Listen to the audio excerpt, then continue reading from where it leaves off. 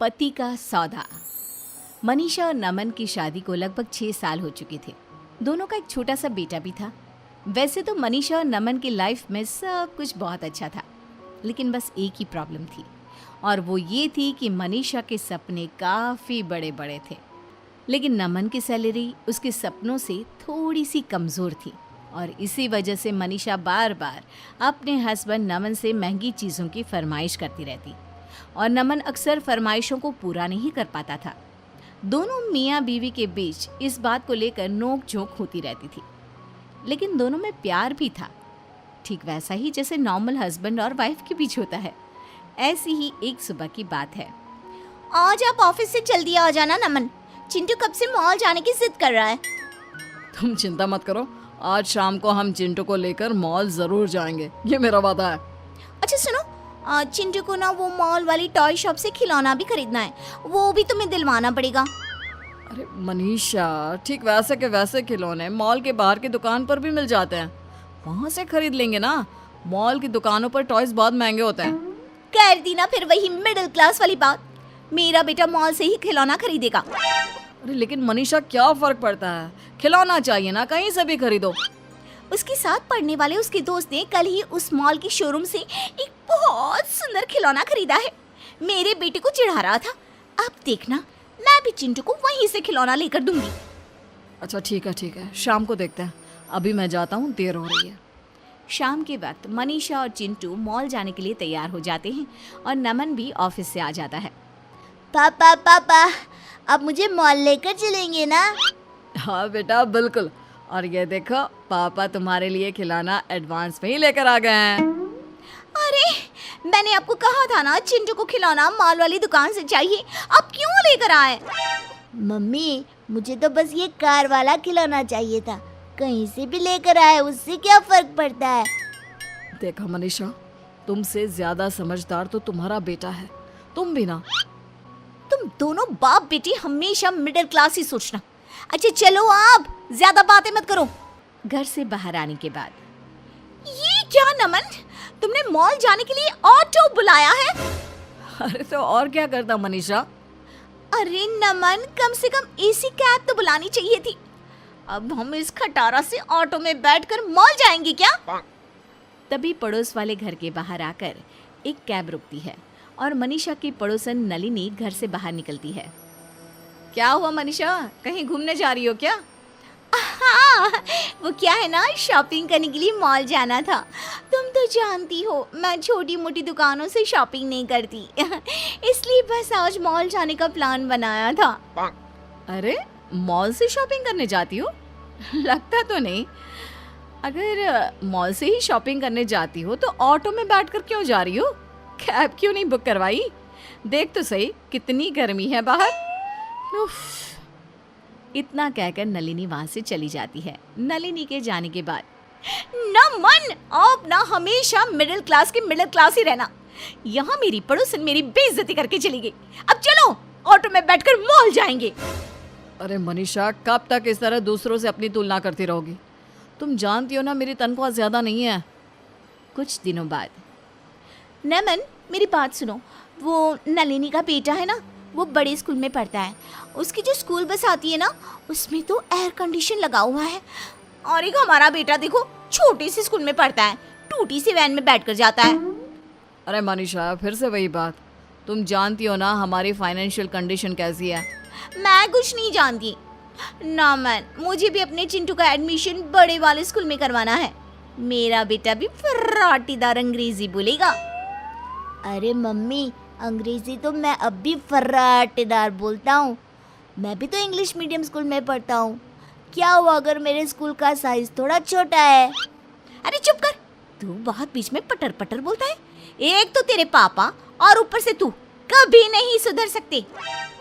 देखो मनीषा, उस स्कूल की फीस 2 लाख रुपए है, और मेरी इतनी तनख्वाह ही नहीं तो मैं चिंटू को ऐसे स्कूल में कैसे पढ़ा सकता हूँ? तो क्या हमारा बच्चा पूरी जिंदगी उस छोटे से स्कूल में पढ़ता रहेगा? अड़ोस पड़ोस के सारे बच्चों के सामने कितनी शर्म आती है मुझे। अरे मम्मी, मैंने कब कहा मुझे शर्म आती है? मुझे तो अपने स्कूल में बहुत मजा आता है। देखा तुमने। और वैसे भी मनीषा, बच्चा इंटेलिजेंट होना चाहिए, स्कूल बड़ा या छोटा होने से कोई फर्क नहीं पड़ता। एक दिन अचानक मनीषा की सहेली मेघना उसके घर आती है। अरे मेघना, इतने सालों के बाद भाई कॉलेज में पढ़ा करते थे, उसके बाद आज मिलना हो रहा है। अरे क्या बताऊं, शादी के बाद मैं कनाडा शिफ्ट हो गई थी। जैसे ही यहाँ आई तो सबसे पहले तुझसे मिलने का मन किया। अरे हाँ हाँ बिल्कुल। वैसे तुम तो कनाडा जाकर पूरी अंग्रेज हो गई हो। अरे यार वो क्या है ना, इतना पैसे वाला ससुराल मिला है, सब कुछ है, प्रॉपर्टी, बड़ी बड़ी गाड़ियाँ, खूब सारे बंगले। अरे वाह, तुम्हारी तो किस्मत ही बदल गई यार। कितने लकी हो ना तुम। हाँ लकी तो मैं हूँ, खूब सारा पैसा, ऐश करने की सारी चीजें हैं मेरे पास, बस एक पति नहीं है। क्या मतलब पति नहीं है? अरे क्या बताऊँ, जिस लड़के से शादी हुई उसकी कनाडा में ऑलरेडी एक बीवी थी। उसने मुझसे शादी करने के बाद कहा, चाहो तो ये सारा धन दौलत तुम ले लो, लेकिन बस चुपचाप मुझसे दूर रहो। काफ़ी दिन तक तो मैं वहाँ रही, लेकिन फिर परेशान होकर यहाँ इंडिया आ गई। और तुम बताओ, तुम्हारे हस्बैंड कैसे हैं? एक मिनट, मैं तुम्हें अपने पति से मिलवाती हूँ। नमन, जरा इधर तो आइए। ये देखिए मेरी सहेली मेघना, कनाडा से आई है। नमस्ते नमस्ते मेघना जी, कैसी हैं आप? मैं बिल्कुल ठीक हूँ। मनीषा, तुम्हारी फ्रेंड आई है, उसके लिए कुछ खाने पीने की चीज़ लानी है तो मुझे बता दो, मैं बाजार से लेकर आता हूँ। नहीं नहीं नहीं, इसे तो कोल्ड कॉफी बहुत पसंद है और मैं इसके लिए अपने हाथों से बनाऊंगी। कैसी बात करती हो मनीषा, तुम्हारी सहेली आई है, तुम बैठकर बातें करो, कोल्ड कॉफ़ी मैं बना कर लाता हूँ। नमन के किचन में जाने के बाद, तुम्हारा पति तुमसे बहुत प्यार करता है। हाँ हाँ वो तो है, हमारा एक छोटा सा प्यारा सा बेटा भी है, चिंटू। तुम कितनी लकी हो ना, तुम्हें इतना प्यार करने वाला हस्बैंड मिला है। एक मुझे देखो। अरे इसमें लकी होने वाली क्या बात है, हस्बैंड तो प्यार करता है लेकिन कुछ भी नहीं है उसके पास। अरे बस ये छोटा सा घर है, कहने को एक गाड़ी भी नहीं हमारे पास, और बेटा भी ना छोटे से स्कूल में पढ़ता है। वैसे तुम्हारे इस प्रॉब्लम का एक सोल्यूशन है मेरे पास।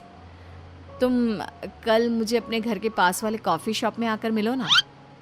और फिर अगले दिन कॉफ़ी शॉप में। बताओ तुमने मुझे यहाँ क्यों बुलाया? और इतनी बड़ी कॉफ़ी शॉप, बहुत महंगी होगी ना? अरे तुम इस बात की चिंता क्यों करती हो, आज से तुम्हें इस बारे में सोचने की बिल्कुल भी ज़रूरत नहीं है। अरे लेकिन ये तो बताओ तुम चाहती क्या हो? तुम्हारा पति। हाँ मतलब पागल हो गई हो क्या? कैसी बात कर रही हो? अरे मनीषा देखो, शांति से सोचो।